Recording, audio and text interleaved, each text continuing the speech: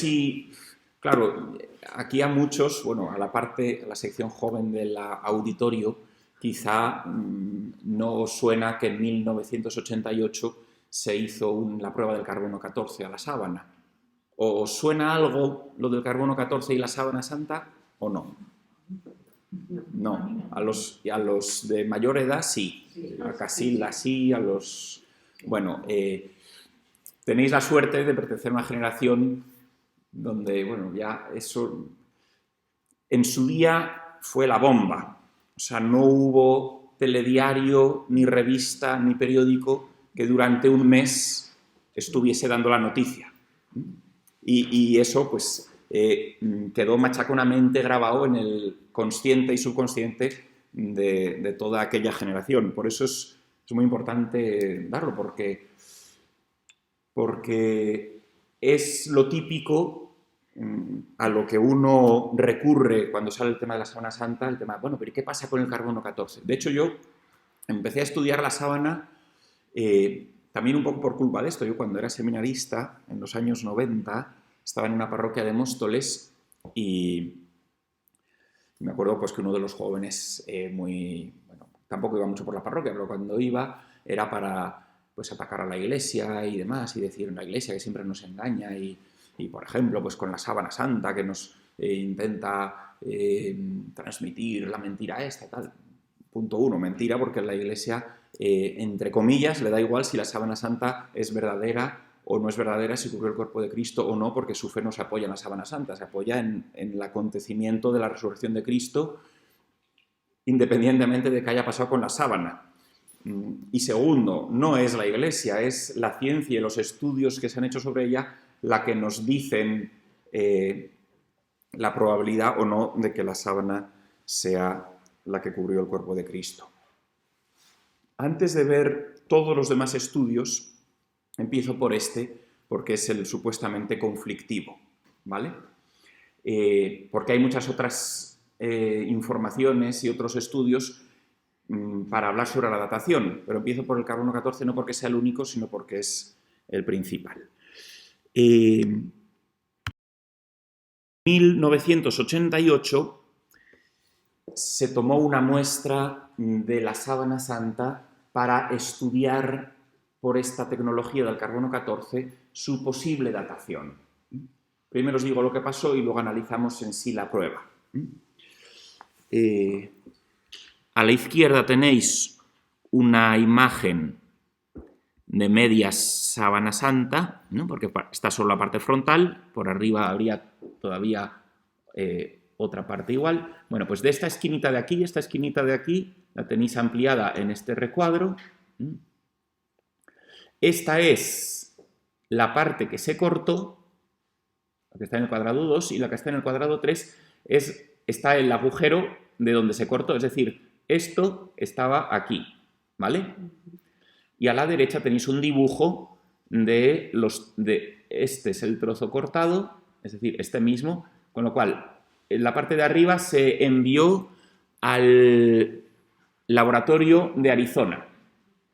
Una parte de abajo está al de Zúrich, esta al de Oxford, otra parte más pequeñita también al de Arizona, y la parte final se retuvo por si había que hacer más pruebas o demás. Bien. Cuando salieron los resultados, estos dos señores, el cardenal Ballesteros, el de la izquierda, y el profesor Luigi Gonella, el de la derecha, dieron una rueda de prensa el 13 de octubre de 1988, que es lo que dio la vuelta al mundo. ¿Quién es este cardenal? El titular de la sede de Turín en ese momento, donde comunicó que según la prueba estaríamos ante un lienzo muy posterior al tiempo de Jesús, ya que según los datos la tela correspondía al siglo XIII o XIV, entre 1260 y 1390. Luigi Gonella es su asesor científico. Fue una rueda de prensa que todos coincidieron en tildar de precipitada, cuando ni siquiera se había publicado los resultados oficiales en ningún sitio, ni se había realizado la necesaria valoración científica de los resultados. De hecho, vamos, ahí no voy a entrar, pero estos dos personajes son muy peculiares en su forma de actuar. Y luego es curioso que cuando uno lee un poco la historia del siglo XX, parece como que los que peor han tratado la Sábana Santa hayan sido los propios de Turín, o los que más injustos hayan sido con ella.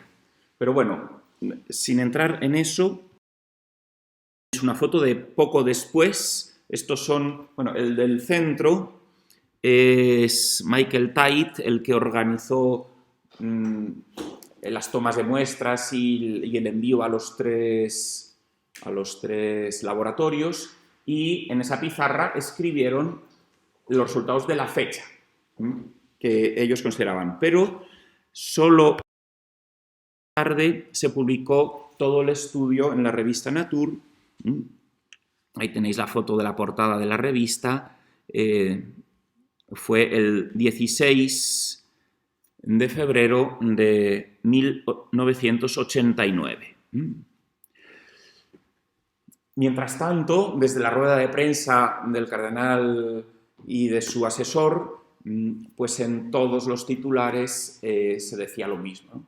Por fin se demuestra que es una falsificación medieval, que la Iglesia nos ha engañado durante todo este tiempo, que no puede ser de Jesús, ignorando todos los estudios que se habían hecho antes, impresionantes, de los que aún no se ha hablado, y sin hacer ninguna valoración científica de los resultados mismos, entre otras cosas porque no se habían publicado.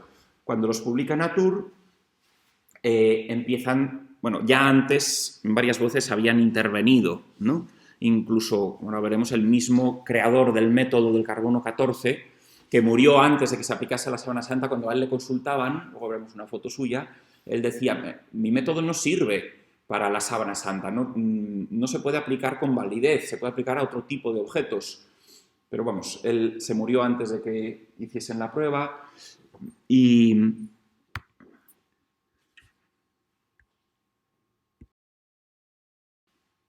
aquí tenéis a Michael Tait, el de la izquierda, con Gonella, el de la derecha, y en una nota, él es del director del British Museum, o bueno, trabajador del British Museum, decía, yo mismo no considero que el resultado del radiocarbono demuestre que la Sábana Santa es una falsificación.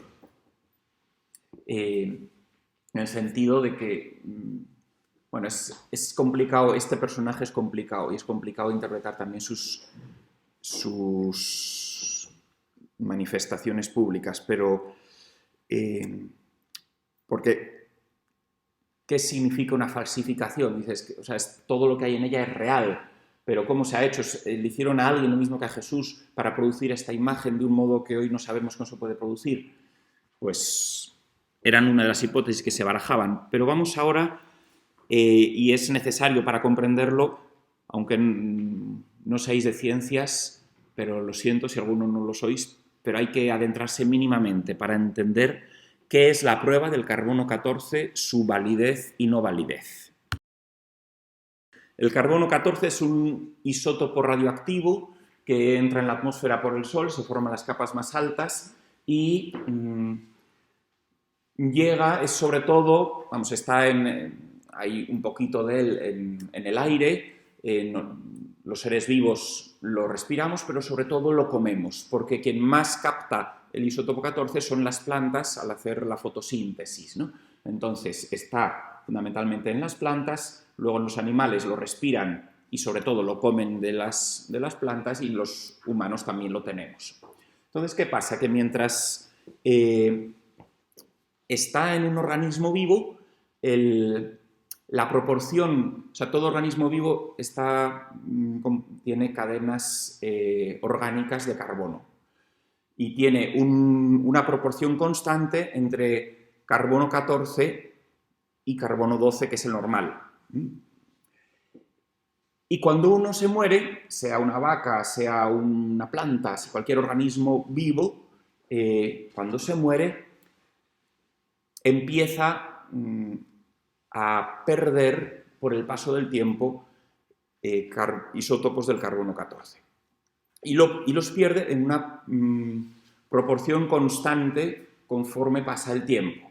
Entonces, la prueba del carbono 14, en esta pérdida constante de isótopos para poder calcular la edad de algo muerto.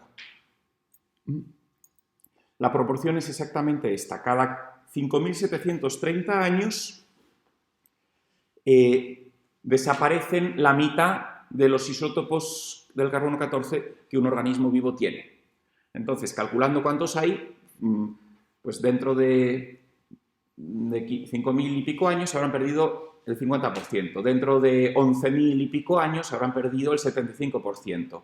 Dentro de 17.000, pues se habrá perdido el 87,5%. Y así se puede ir calculando, ¿no?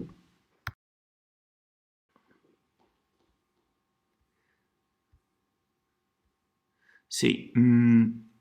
Según la estadística, el carbono 14 funciona en un 67% de los objetos a los que se le aplica. En un 10% se mantiene cierta duda y claramente no funciona en un 22,6%. Es decir, tiene una probabilidad de funcionar. Y luego, pues hay dataciones, por ejemplo, ¿no? Si se hace a un árbol de la M30, pues si se le aplica, como está lleno de carbono por el humo, te dará que es de dentro de 3.000, tiene tantos carbonos como ser de dentro de 3.000 años. Y dices, pues no, porque lo tengo delante, ¿no? Hay en una momia, se le hizo también el estudio a la momia y a los paños que la cubrían, ¿no? Y según la prueba del carbono 14, la momia era como 2.000 años más vieja que las vendas que la cubrían, lo cual es imposible porque tienen que ser contemporáneas. Y un casco vikingo también lo habían datado, o sea, lo daban sabiendo que era pues, una diferencia de como 2.000 o 3.000 años con respecto a su verdadero. Con lo cual, la prueba del carbono 14 hay que aplicarla con cierta prudencia porque hay muchos factores que pueden alterar los isótopos. La prueba lo que te dice es cuántos isótopos el carbono 14 tiene, pero no te explica si los que no tiene son por el paso del tiempo o si tiene de más porque haya sido enriquecido por otras circunstancias. Y aquí entran las hipótesis con respecto a la sábana santa. Algunas definitivas y que no han salido en ningún periódico, ni en ningún telediario, ni en ninguna revista de difusión. Este señor, Kuznetsov, hizo una prueba empírica muy importante. Hay un dato fundamental en la sábana, y es que ha estado sometida a incendios. Hemos visto que en 1532 sufrió un incendio estando en una caja de plata, la cual se fundió por la temperatura. Kuznetsov tenía la intuición, vamos, no es un cualquiera, fue premio Lenin de física en 1994. Hizo un estudio experimental. Él decía que la temperatura del incendio debía necesariamente haber alterado el número de isótopos del carbono 14.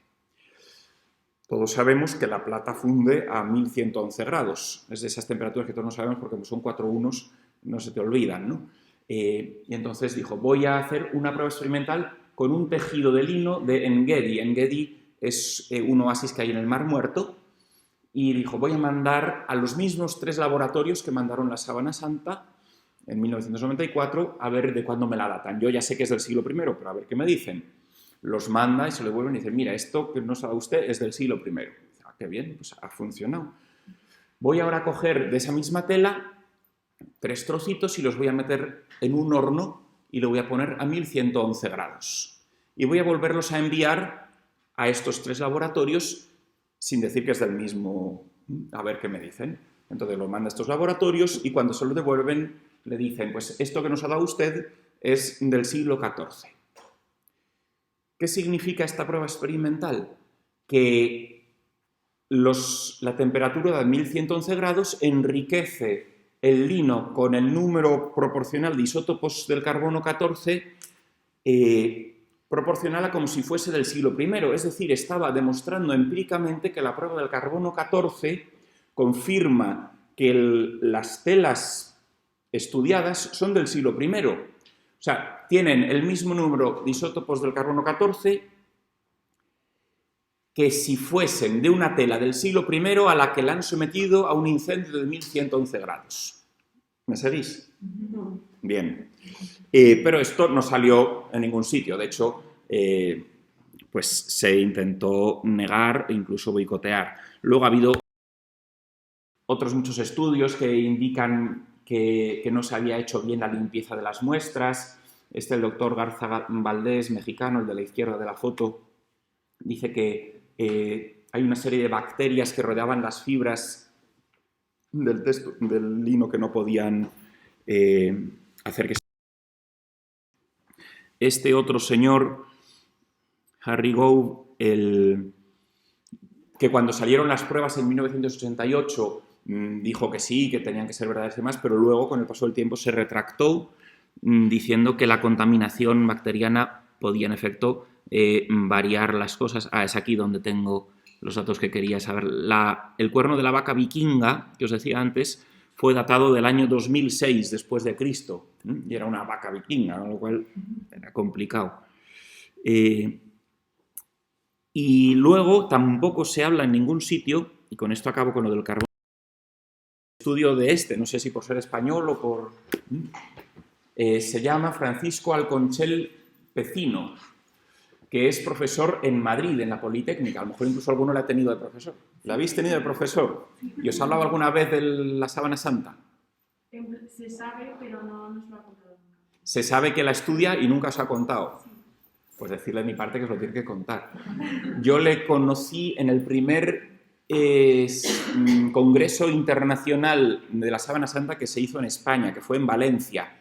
En el año 2012 fue muy interesante y este profesor, bueno, si le conocéis, pues podéis confirmar que es profesor en la Politécnica, ¿no? Y que da clase de eso, ¿no? De física. Y, bueno, pues publicó un artículo titulado así, Corrección a la edad radiocarbónica de la síndone debido al intercambio isotópico. ¿Qué hizo? Pues en el Congreso, en su ponencia, demostró cómo con formulación química demostró teóricamente lo que empíricamente había demostrado Kuznetsov en 1994, que el sometimiento a la temperatura de 1111 grados alteraba necesariamente el número de isótopos radioactivos de carbono en la tela. Él insistía, no hay que volver a hacer una prueba del carbono 14, es válida la que se hizo y se demuestra químicamente con formulación la alteración proporcional de que si es del siglo I tiene que dar el número que ha dado de isótopos del carbono 14.